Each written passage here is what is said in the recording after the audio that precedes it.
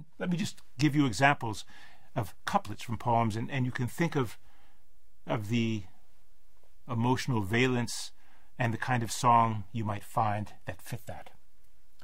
Raising my head to watch the moon, laying it down, thoughts of home arise, by Li Bai. From Meng Hao Ran, the man may be a promise to come at night. My harp waits alone along the wine-hung path. From Wang Wei, don't ever think the favor I had from another could make me forget your kindness in the past. From Zhang Ji, I return not only your pearls, but my tears too. I only lament marrying before meeting you. From Wei Yin Wu, I looked for you, I found you not, and turned back home in vain. From one of the 19 old poems, I go out the door and walk alone. To whom can I tell these dark thoughts? I crane my neck, go back in the room, and tears that fall are soaking my gown. From Wang Anshi on the death of his wife, it pains me that we will not live out a lifetime's worth of pleasure. Li Bai, in the poem Bring on the Wine, and never let a goblet of gold face the bright moon empty. To write a poem is to reveal what you care about. At this moment, at this place, it's to share something of yourself with others. It's private, and yet it's public. It's individual, yet it's social. And it has an added benefit too, because in poetry you can say things that would not be easy to say in words in regular conversation. I think the same thing is probably true of songs as well. Now, we'll be talking today about poems from the Tang Dynasty and the reading of poetry.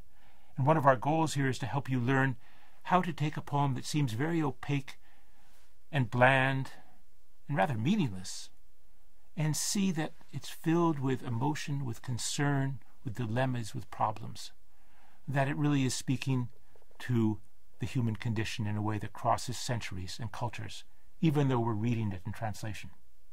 I'll give you just an example. The example I'm going to give you is from Du Fu. It's called A Guest Arrives. And we'll be using it as an example later on when we're trying to show you how to read a poem and the rules for reading a poem. I'm going to read it to you now.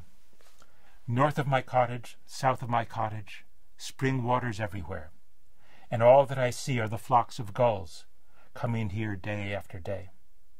The path through the flowers has never been swept for a visitor. The wicker gate today, for the first time, stands open just for you. The market is far, so for dinner there'll be no wide range of tastes. Our home is poor, and for wine we have only an older vintage. Are you willing to sit here and drink with the old man living next door? I'll call him over the hedge, and we'll finish the last of the cups.